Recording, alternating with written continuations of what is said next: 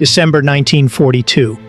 Somewhere over the Solomon Islands, Eddie Kowalski, a 19-year-old waist gunner on a B-17, watches a Japanese Zero flash across his sight.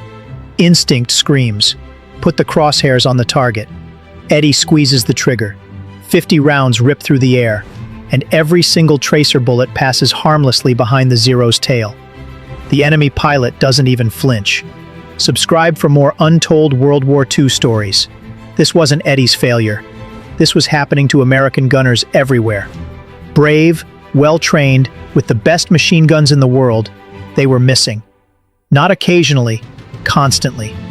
An Army Air Force's study revealed a horrifying truth. Hit rates against crossing targets were below 4%.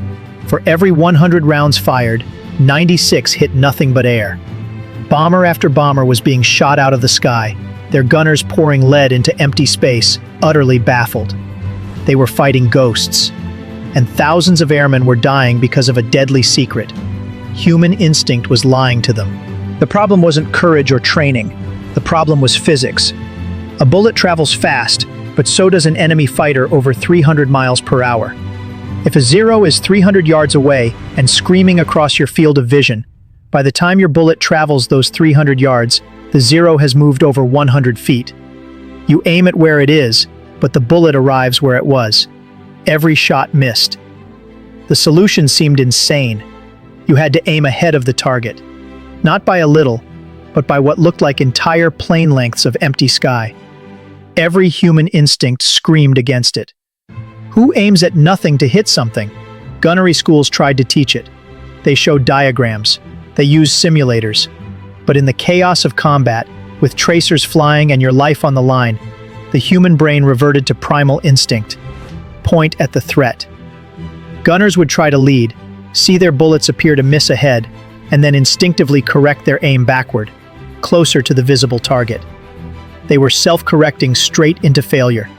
The casualties mounted. The answer wouldn't come from brilliant engineers, at least not initially. It came from a combat veteran in the Pacific, Staff Sergeant Bill Fleming. Fleming had flown 31 missions.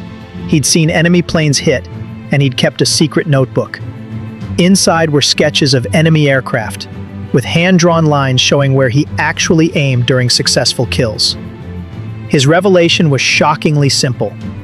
When an enemy fighter was crossing, he aimed 1, 2, or even 3 plane lengths ahead of its nose. He wasn't calculating complex ballistics, he was using a visual reference. He was aiming at empty sky and trusting the plane would fly into his bullets. This was the spot shooting method. Fleming taught it to every gunner in his air group. He didn't use lectures or math. He used model planes on poles, having gunners practice aiming plane lengths ahead. The results were undeniable. In just 6 weeks, his air group's hit rate more than doubled. Word spread like wildfire. This wasn't about being smarter. It was about being smarter than your own instincts. It turned out the human brain is great at comparing relative sizes, but terrible at absolute distances. Telling a gunner to lead by 50 feet was useless. Telling him to lead by 2 plane lengths gave him a tangible, visual guide he could instantly apply. The enemy plane became its own measuring stick. The Army Air Forces and the Navy quickly adopted variations of Fleming's aim at empty sky technique. Training was revamped. Manuals were rewritten with diagrams showing lead distances in terms of enemy wingspans and fuselage lengths. This simple, counterintuitive trick saved thousands of lives. Bombers that would have been shot down now fought back effectively. Enemy fighters, once untouchable, began falling from the sky. The 4% hit rate that once spelled disaster climbed to over 20% by late 1944. But even with the new technique, the fight against instinct was constant. Psychologists noted threat fixation collapse under extreme stress. Gunners would still instinctively drift their aim backward, directly onto the visible threat, despite knowing better.